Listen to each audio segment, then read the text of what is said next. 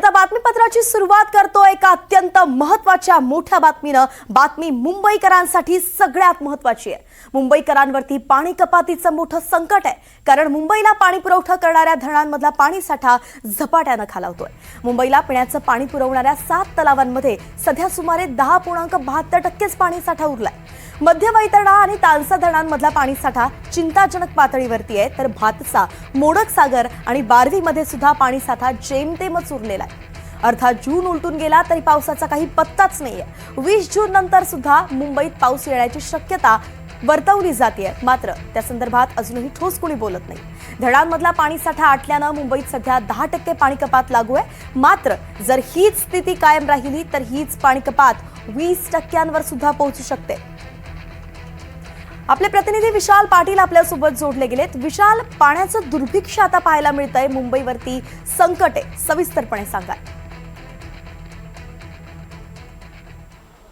वैष्णवी, मुंबईवरती पाण्याचं संकट आहे असं म्हटलं तर वावगं ठरणार नाही, कारण का मुंबईतील धरणसाठ्यांमध्ये साधारणतः 12.5% पाणी सद्यस्थितीला उपलब्ध आहे।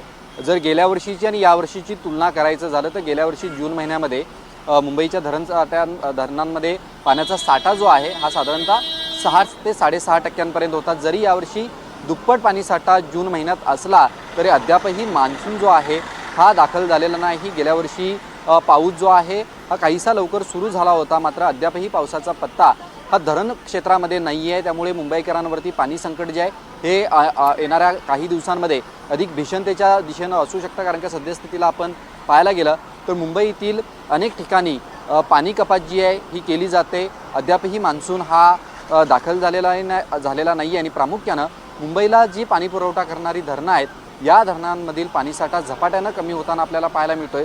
त्याचसोबत यावर्षी उष्णता सुद्धा जी आहे ही अधिक तीव्रतेने होती। अद्यापही पाऊस मुंबई असेल किंवा मुंबईचं जे धरण क्षेत्र आहे या धरण क्षेत्रांमध्ये पाऊस पडलेला नाही आहे। त्यामुळे सद्यस्थितीला 12.5% इतका पाणीसाठा उपलब्ध आहे आणि त्या अनुषंगानं जर आपण पाहायला गेलं तर येणारे पुढचे 10 ते 15 दिवस जर या 10 ते 15 दिवसांमध्ये पाऊस पडला नाही तर मात्र हा पाणीसाठा अधिक झपाट्यानं कमी होऊ शकतो आणि मुंबईवरती पाणी कपातीचं संकट जे आहे हे मोठ्या प्रमाणात मुंबई महापालिकेकडनं जे आहे हे लादलं जाऊ शकतं, कारण का सद्यस्थितीला जर आपण पाहायला गेलं तर चिंताजनक स्थितीच ही धरण क्षेत्रामध्ये आपल्याला पाहायला मिळते। साधारणतः 7 धरणांमधनं मुंबईला पाणीसाठा जो आहे हा केला जातो। याच्यातील काही धरणांमधील पाणीसाठा जो आहे हा कमालीचा कमी झालेला आहे। त्यामुळे येणाऱ्या काळात मुंबईत पाणी कपात जी आहे ही मोठ्या प्रमाणात केली जाईल। त्यामुळे जर मान्सून लवकर दाखल झाला आणि प्रामुख्याने धरण क्षेत्रामध्ये पाऊस मोठ्या प्रमाणात पडला तरच मुंबई अर्थातच पाऊस जर धरण क्षेत्रात पडला तरच मुंबईकरांना दिलासा असणार।